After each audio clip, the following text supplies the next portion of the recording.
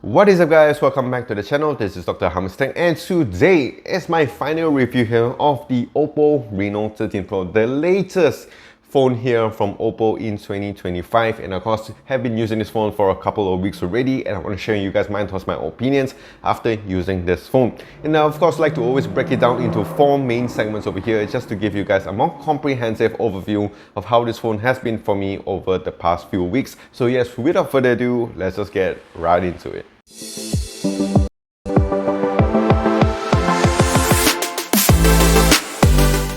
Alright, so we're going to start off here with the pricing of the Reno 13 Pro. So here in Malaysia, it does go for about 3,000 ringgit, which is at about the $650 mark.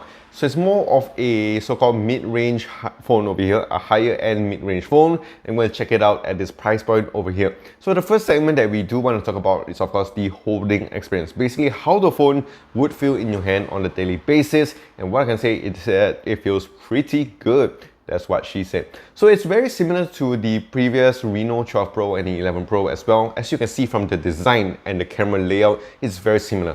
To be honest, I really prefer this because it does feel more uniform, a little bit more consistent with their phone models over here, so that you know that this phone over here is a Reno OPPO phone over here. So you don't have to worry about the design changing too much on a yearly basis, and you know, it just gets a little bit more outdated as you use on this phone. So it definitely feels really nice, and of course feels more at home when you're using this OPPO phone over here.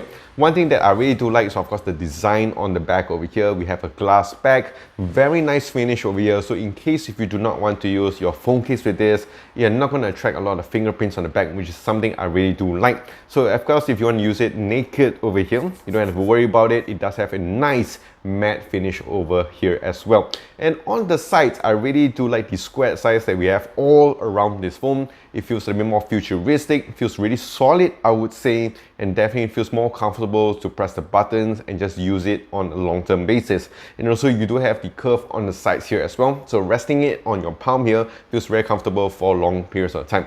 This phone isn't really too heavy, so you don't have to worry about the weight and having your hand fatigue after using it for quite some time. So it definitely feels very comfortable in your hand. And I do like the button placement over here. It's very easy to reach the volume rockers and also the power buttons here. And also when it comes to just the other side in the aluminum finish, it feels really good. And of course when it comes to the camera bump here as well, it isn't too large. So definitely it feels more kind of even, and it does feel pretty flat if you're going to put it on the table, so you don't have to worry about it being rocky on the table or whatsoever. So it definitely feels really good. So when it comes to the holding experience on this, I would give it a solid 8 out of 10. Alright, so next up over here, let's talk about the viewing experience. So basically I'm going to cover the display, the speakers, and also the haptics of the Reno 13 Pro. And what I like about this is that yes, it does give you everything you need in a complete phone in 2025.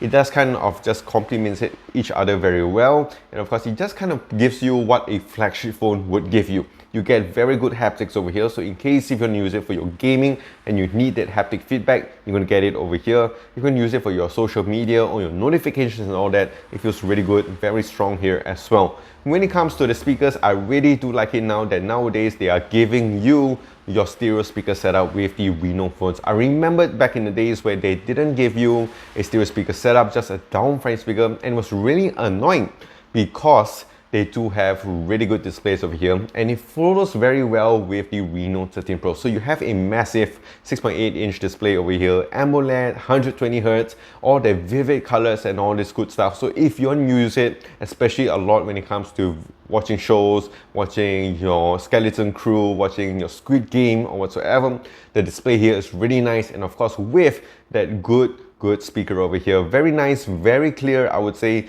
in certain conditions where it gets very noisy around, sometimes the speaker doesn't really go up very well, but if you're going to use it in your room or whatsoever, you're watching your shows, it does give you very clear sounds, very good deep bass here as well. Voices sounds really nice. So the display and speakers here are very cool. And of course one thing that they don't really kind of market more nowadays, and they did so more in 2024, so of course the Aqua Touch technology over here. So what it means is that if you have even some water droplets on your phone screen here, you don't have to worry about it because they have already calibrated the touch panel over here to give you more accurate touching over here, especially even there's water droplets on it. Very, very useful, especially when you're traveling or whatsoever. You want to use like your Google Maps and sometimes it's raining and you want to like just move around the phone over here. It definitely helps a lot with the Aqua Touch technology. Other than that, I would say that it just feels really good when you're watching shows. So overall on this, I'll give it a solid 8.5 out of 10. Alright, and of course going on to the third segment over here, we are going to talk about now the user experience. So basically cover the hardware and software side of things. And of course one more thing that I want to mention over here is that when it comes to the upgrades here compared to the previous phone models, we have an official IP69 rating.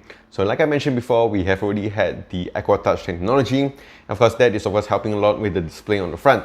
But what happens if there's water droplets into the earpieces, into the speakers, and also to the charging port? You don't have to worry about it because nowadays we have the IP69 here with the Reno 13 Pro. Of course, I'm not asking you guys to throw your phone over here inside the swimming pool or in your toilet bowl or whatsoever, but definitely it does give you a little bit more assurance in case if you have some water droplets all around you over here. And I've of course seen some demo, and this phone over here does last a lot of good tests over here, underwater and all that, which is pretty amazing for a mid-range phone like this.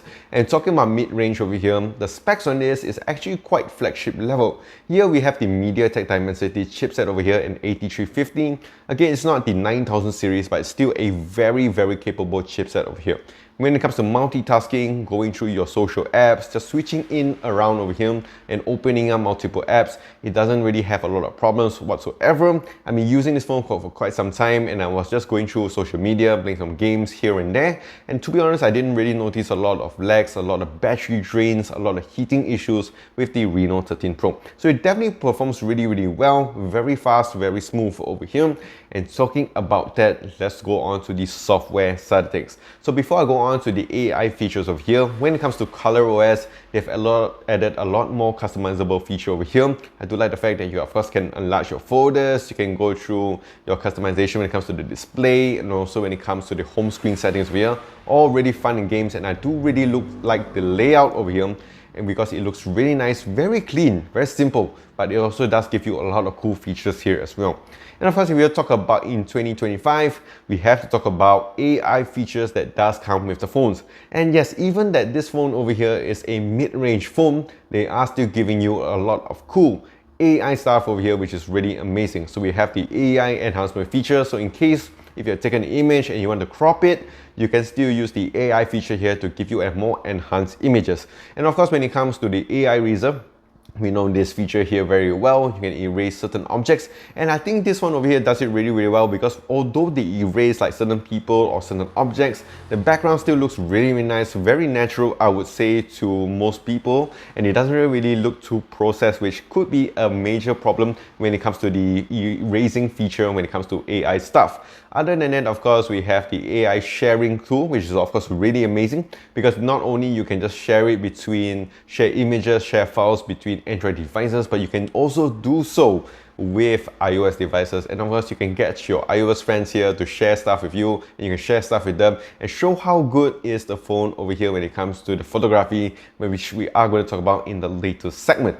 So I'm really very satisfied with this phone over here, because yes, again, you're paying so-called the mid-range price, but you're still getting a lot of cool features with this phone, which I really like over here. And for that being said, I want to give the user experience on this a solid 8 out of 10.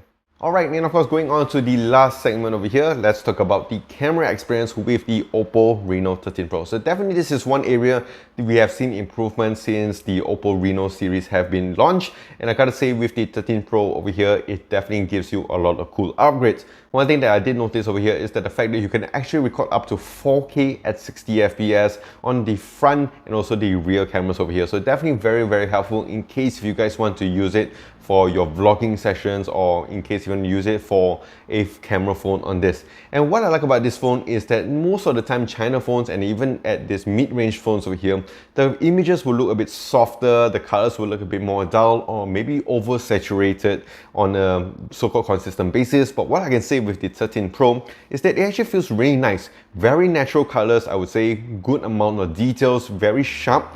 And when it comes to distortion as well, when you're using your main lens and the ultra wide, very minimal, I would say, at this price point. So I was actually very impressed with the cameras over here, and the images that does come out look really nice. I wouldn't say, again, it's very good like the Google Pixels, the Samsungs, and the iPhones or whatever, but for what you're actually paying and for what actually you're guessing over here, it really is quite good. So I would say that even if you want to use it not just for the selfie, I know OPPO has always been concentrating a lot when it comes to selfie, but when it comes to rear cameras over here, when it comes to the portraits as well, it looks really good. Very nice natural effect. And of course, the bokeh here comes out really nice as well. The edge detection is really cool, and I really like the cameras here. So for overall, I would say the camera experience on this is a solid 8 out of 10.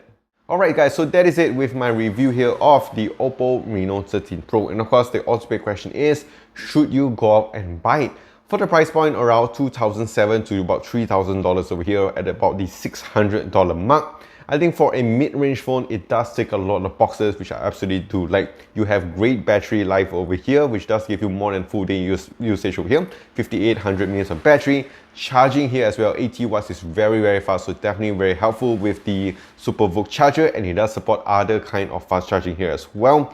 When it comes to the build design, very nice, very simple, but of course it does give you a little bit more color. So in case if you guys want a little bit more color in your life, definitely here fits the build very nicely. And of course you do have an amazing display and speakers, and the cameras here are pretty decent. So for the price point over here, I think this is a phone that actually ticks a lot of boxes, so definitely I would recommend this phone for you guys. So of course, these are just my thoughts and my opinions. Let me know in the comment section down below what you guys think. Of course, if you guys want to share yours, do so in the comment section about video as well. And of course, if you guys enjoyed this video, do click the like and smash that subscribe button, and I'll see you guys in the next one.